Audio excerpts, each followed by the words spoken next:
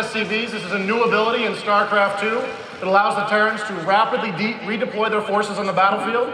There's some buildings here you may recognize. We've got our factory in order to build our vehicles. We've got our barracks that allows us to create our infantry. And there's some add-ons here that you may not recognize. We've got our tech lab, which allows you to purchase advanced technologies for your infantry. And we've also got a nuclear reactor, which effectively gives this barracks an additional build queue, doubling its production capability. Now, what's special about these add-ons is a little different from the original StarCraft, as they're interchangeable, not only from building to building, like these barracks, but I can also lift off this barracks and land its factory in its place. And once it's in position, this factory has all the advantages of that tech lab. It can purchase all kinds of vehicle upgrades, and I can purchase all of the advanced vehicles from that factory. Now, base defense are still very important to the Terrans. We've got our bunkers here, which you can see, which we'll go ahead and load up with our Marines.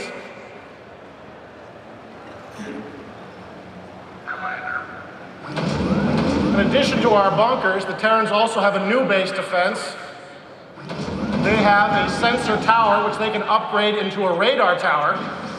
And this radar tower allows the Terrans to detect enemy forces moving in the fog of war.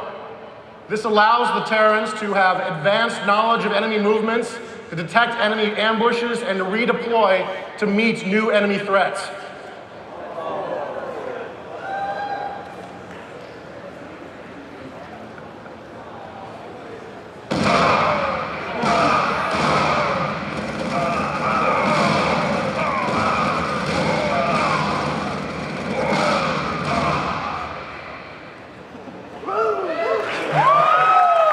Now, the battlecruiser is back for the Terrans in StarCraft 2, and you can upgrade each battlecruiser to have its own special mega weapon. The Yamato cannon remains a popular choice. It allows the battlecruiser to do significant damage to single enemy targets.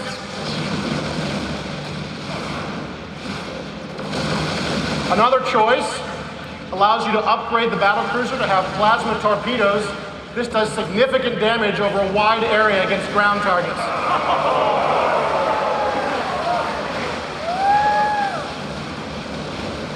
It's a lot of battle cruisers approaching our base there. We're going to need to bring in our Vikings. This is a new tactical fighter. Fires 2 missiles. It's very effective at dealing with enemy capital ships.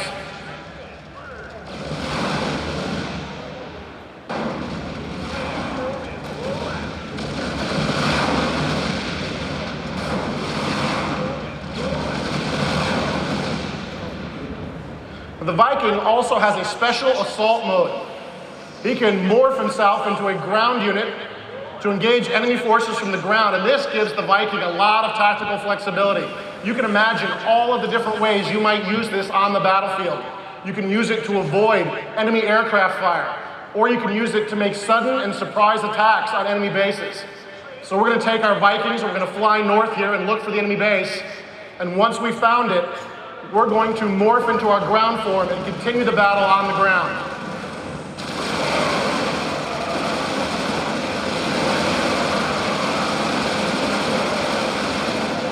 Well, the Viking is a very flexible unit.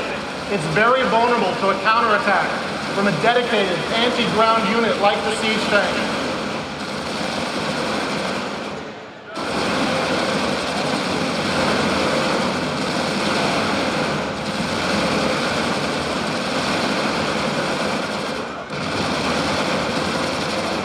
These Vikings just can't stand up to that kind of firepower, and we're going to have to lift off in order to escape.